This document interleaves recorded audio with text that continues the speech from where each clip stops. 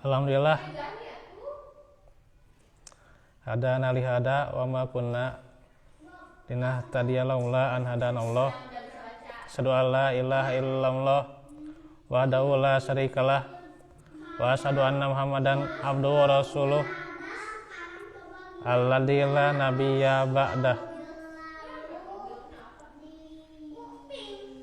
Allahumma inna nas'alukal huda wat tuqa wal afaf wal ghina. Alhamdulillah, suatu filah setelah sekian beberapa pertemuan yang tertunda, kita bisa kembali bermajelis di hari ini ya, Senin malam, yang semoga Allah menguatkan kembali niat kita, semangat kita di atas jalan yang benar.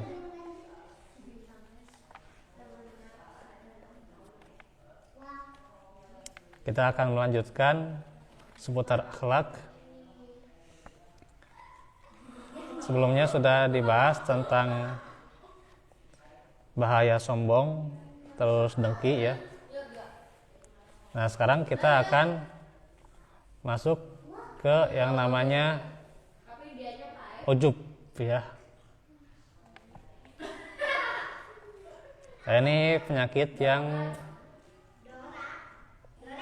berbahaya ya.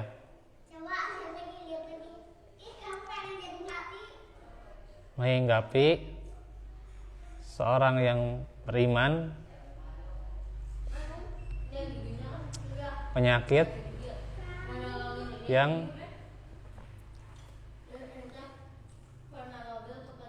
menghinggapi ketika orang itu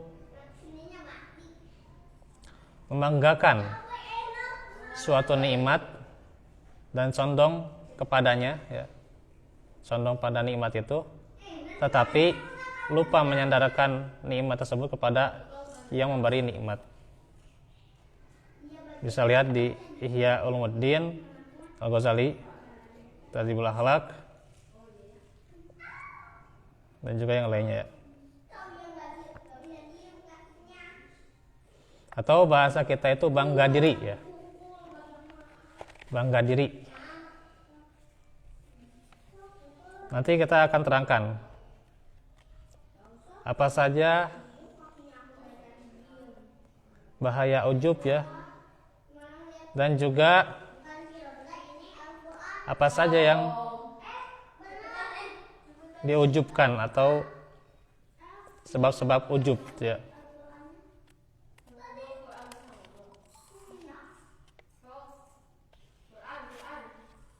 Dan bagaimana mengobati ujub.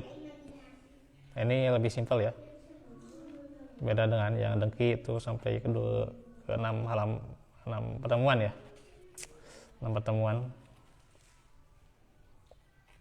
Nah, sekarang yang ujub ini, tapi nanti bagian keduanya ini agak panjang ya.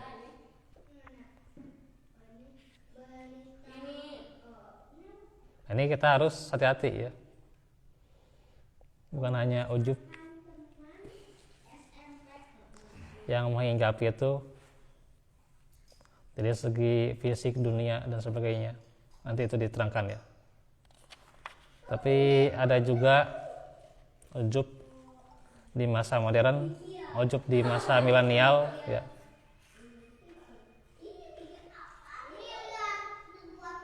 Bukan hanya ujub tahta, harta, jabatan, atau pula fisik ya, nasab dan sebagainya. Tapi ujub sedangkan tidak sadar dia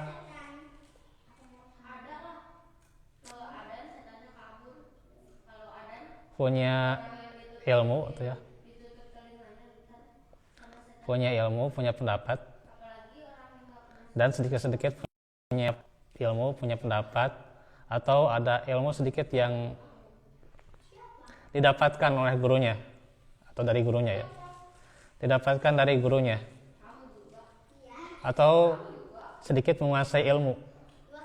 Nah, ini yang bisa dilihat di status saya ya.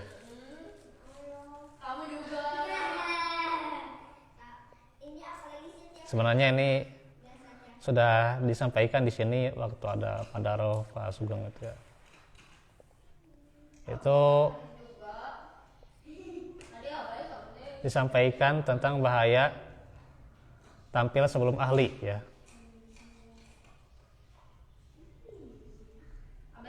Bukan artinya mengabaikan kewajiban kita ya sebagai seorang muslim bahwa kita harus berdakwah ya. Bukan mengabaikan kewajiban kita, bukan ya. Tetapi di mana kita belum waktunya mengemban tugas amanah untuk istilahnya menggendong umat ya, menggendong umat gitu. Ya bisa lewat mengisi pengajian atau ceramah atau khutbah atau apa ya gitu judulnya ya. Sebelum ahlinya itu, sebelum ahli atau sebelum waktunya gitu ya. Atau dinamakan yang pernah saya sampaikan itu namanya hubut tasaddur ya. Hubut tasaddur ya. Jadi orang itu suka tampil tapi sebelum waktunya ya. Tahu ilmunya sedikit, tahu apa yang didapatkannya sedikit, faedahnya.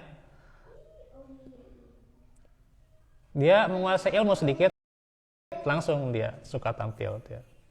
Akhirnya apa yang disampaikan menimbulkan syubhat ya.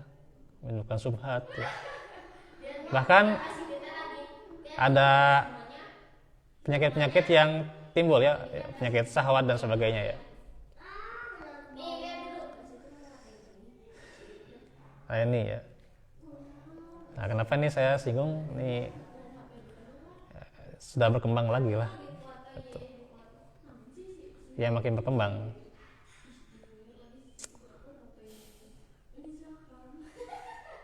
Hubut tasaddur ya. Di sini emang tidak pernah bikin ya tulisan tentang hubut tasaddur gitu ya. Nanti kalau ada waktu lah bikin lah gitu ya. Semoga dimudahkan ya. Bikin tulisan apa itu hubut tasaddur ya. Terus bagaimana caranya agar tidak hubut tasaddur ya. Kalaupun misalnya sudah diamanati sebagai seorang dai ya, maka bagaimana lepas dari hubut tasaddur ya. Ya. Terkecuali kalau memang sudah dia itu sudah punya ilmu ya, dasar ya. Kemudian dia memang menguasai, dia diamanati, ya nggak masalah gitu ya. Nah itu nggak masalah. Kita ya tampil itu yang masalah. Yang menjadi masalah itu cinta tampil, sehingga kalau misalnya kehilangan jamaah ya, kehilangan jadwal ya namanya, kehilangan jadwal, aduh, taya jadwal khutbah, taya jadwal ceramah, aduh. Kalau niatnya begini, niatnya itu ingin tampil tapi karena ingin berbagi ilmu, itu nggak masalah gitu ya, nggak masalah kalau ingin berbagi ilmu kan. Tapi tetap dasarnya keikhlasan ya. Itu dasarnya keikhlasan. Itu. Maka jangan sampai kita ya galau lah gitu ya, galau ketika sedikit jadwal atau galau ketika emang dihentikan jadwalnya, galau ketika ya suatu saat emang harus digantikan sama yang lain tuh ya, itu karena mungkin ilmunya belum sampai dan bagaimana tuh ya. Nah, ini buat para penuntut ilmu nih ya, jangan sampai menghinggapi yang namanya hubut tasadur ya. Ini penyakit yang berbahaya ya. Ini salah satu ya dampak daripada hubut tasadur ya, dampak negatifnya ya. Ketika dia belajar ya, karena dia kan menganggap dia punya ilmu ya, dia punya ilmu, dia memiliki ilmu, dia menguasai ilmu walaupun cuma sebagian, walaupun cuma kecil ya, ya bagaimana lah, sedikit lah gitu ya, itu adalah kurang adabnya terhadap guru ya, kurang adabnya terhadap guru ya. Pernah merasakan ya, antum diamanati misalnya mengisi di sebuah majelis lah gitu, majelisnya emang berisinya orang-orang pintar gitu ya, ya orang punya basic lah, punya dasar lah untuk ya dalam Islam lah itu, atau dalam ya basic bahasa Arab, basic hadis atau basic apa itulah, lulusan apa gitulah gitu, basicnya punya lah gitu, punya gitu. Bikin materi antum misalnya ya, bikin materi sudah selesai, tiba-tiba materi itu ditolak gitu. Nah gitu ya, tiba-tiba materi itu ditolak karena apa? Tidak sesuai dengan permintaan ayah gitu. Nah, saya punya teman tuh ya, punya teman, kalau dia bikin materi itu capeknya kenapa? Dia harus ke warnet mengetik sana kemari berjam-jam gitu ya,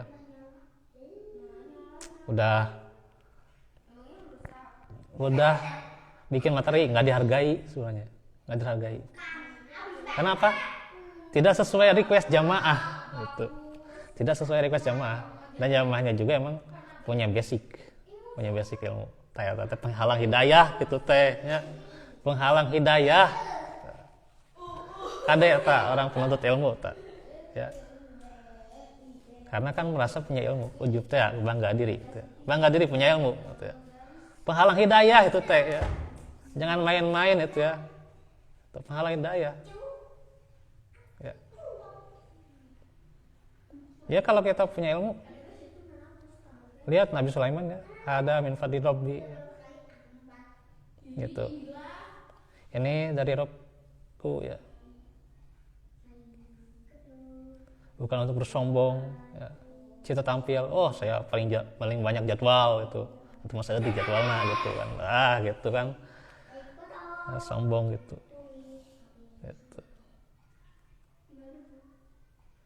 Ya, oh saya punya banyak majelis, antum sebenarnya jamaahna gitu, ya.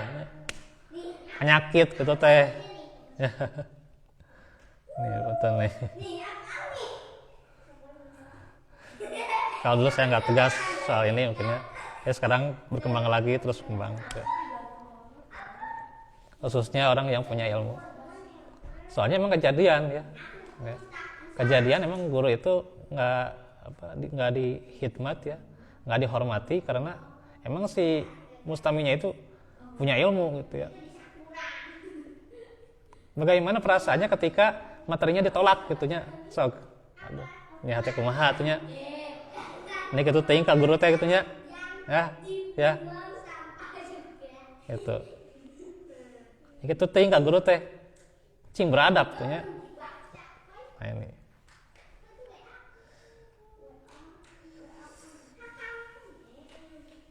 karena ini yang jadi salah satu bahaya nih, jadi harus hati-hati. Ini masa modern ya, masa modern ini penyakitnya ada yang seperti itu ya, penyakit cinta tampil gitu ya. Terus suka tampil tapi belum punya dasar gitu ya, belum punya waktunya emang dia menyampaikan di depan publik, di depan umum gitu ya gitu. Ya kalau dakwah di depan keluarga nggak salah gitu ya, yang kewajiban gitu ya, siapapun gitu ya gitu. Tapi kalau sudah tampil di depan publik, di depan umum gitu ya, nah, menyampaikan risalah ya. Nah ini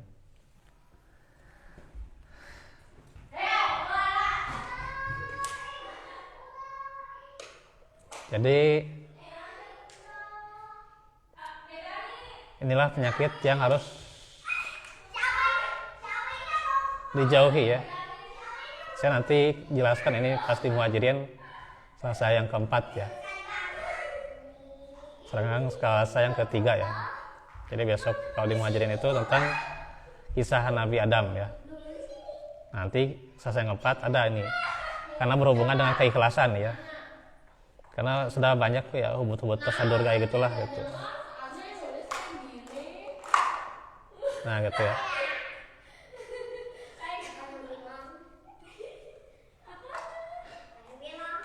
Karena hubut tasadur juga dia berani keras di depan gurunya. Aduh ya Allah. Memaksakan si guru itu menjawab pertanyaan gitu. Padahal si guru belum menguasai itu. Ini berbahaya sebenarnya ya. Nanti saya jelaskan juga nih. Si guru punya pendapat A gitu ya. Dia tentang dengan pendapat B-nya gitu. Dan pendapat dia sendiri. Nah ini aduh bahaya nih penyakit seperti ini ya.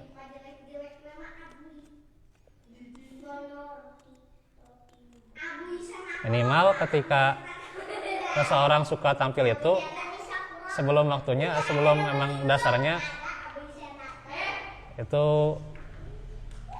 dikuasai atau dapat didapatkan ya, maka ini yang menjadi penyakit yang minimalnya yaitu ya.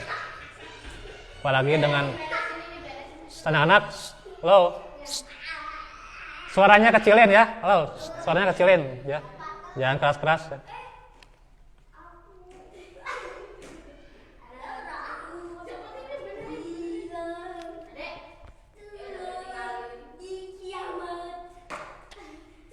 Jadi ini ya penyakit ujub ini bahaya ya. Sehingga kan, nah ini juga kan ujub karena lupa menyandarkan nikmat tersebut ya. Jadi apa yang kita dapatkan bukan atas kehebatan diri kita, ya. Bukan karena bahasa yang kita gunakan, bukan karena ucapan,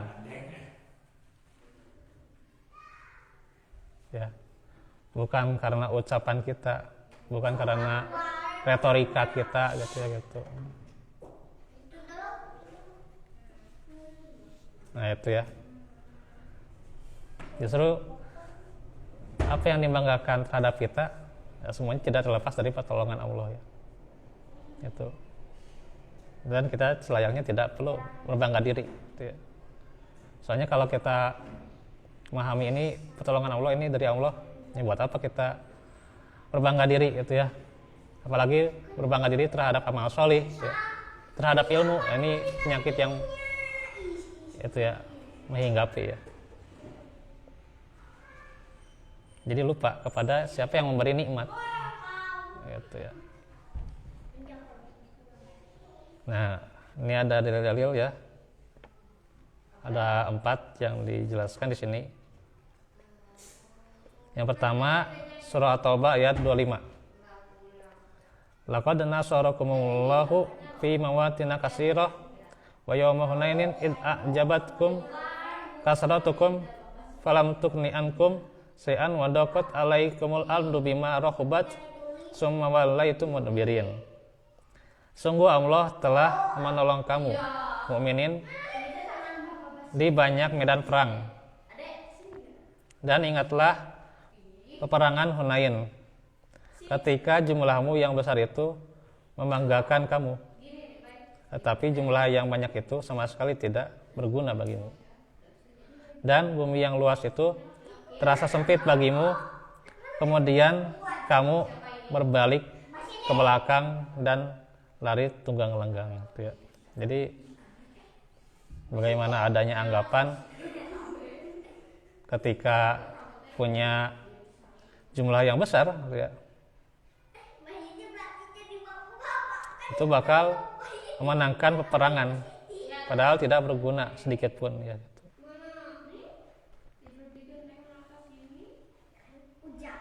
Yang kedua nih, dalam riwayat At-Tabrani dalam Jamul Awsat dan Abu Nuaim dalam Hilyatul Auliya dari Anas radhiyallahu anhu, salasun muhlikat syuhun muta'un wahwan muttabaun wa ijabul mar'i binafsihi minal khuyala. Ada 3 hal yang mencelakai, yaitu bakhil yang ditaati, hawa nafsu yang diikuti, dan seseorang mengagumi dirinya dengan sombong. Ya. Jadi ini nih ya,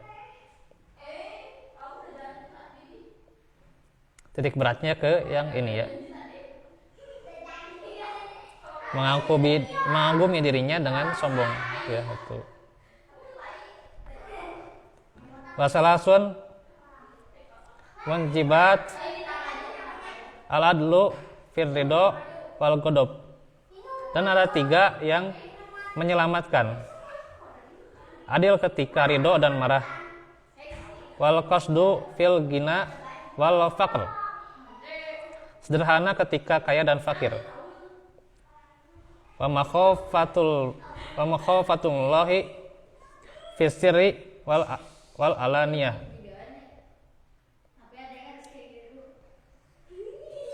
Dan takut kepada Allah ketika rahasia dan terang-terangan.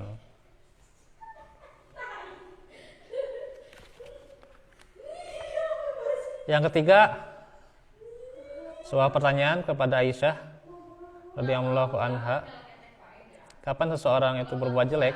Beliau menjawab, apabila dia menganggap dirinya berbuat baik. Nah, menganggap dirinya berbuat baik saja itu, kata Aisyah apa? Dia sudah berbuat jelek. Ini menganggap dirinya berbuat baik ya. Oh, saya punya kebaikan ini, kebaikan itu gitu ya, kepada si A, si B, ada si Anu gitu ya, dibanggakan kebaikannya itu gitu ya. Atau seorang yang orang tua yang saya sudah pernah jelaskan ya, yang dia menyandarkan pada dirinya sendiri kebaikan itu ya, kalau bukan karena saya, kan, kata saya juga apa, nah itu juga sudah ya, ujub tah. Kata saya juga apa, nah, ini udah ujub nih ya. Emang yang menggerakkan mulut siapa? Apakah diri kita sendiri yang menggerakkan mulut? Gitu ya. Bisa aja mengatakan, oh kata saya juga apa, gitu ya. Nah, itu kan ujub namanya juga ya.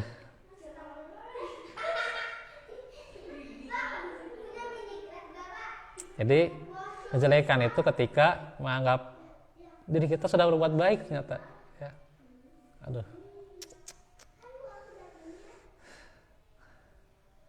Nah, makanya ketika diri kita merasa hina itu ya berbuat dosa yang banyak ya.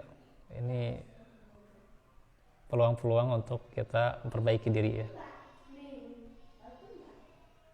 Gitu. Beda kalau kita sudah merasa baik, merasa hebat ya. Ini peluang-peluang untuk sombong. Yang keempat, kata Ibnu Mas'ud radhiyallahu anhu, kecelakaan pada 2 hal, yaitu putus asa dan ujub, yaitu memegahkan diri sendiri. Ini dalam Mau'izat al-Mu'minin ya, Al-Qasimi, juga Ihya Ulumuddin, Al-Ghazali dan sebagainya ya. Nah itu Dari sekian dalil dan keterangan baik dari Al-Quran dan juga As-Sunnah serta perkataan para sahabat ya, yang menjelaskan bagaimana bahayanya ujub ya. Nanti kita akan terangkan bagaimana apa saja urusan yang diujubkan itu ya, urusan yang membuat orang itu bangga diri apa saja ya.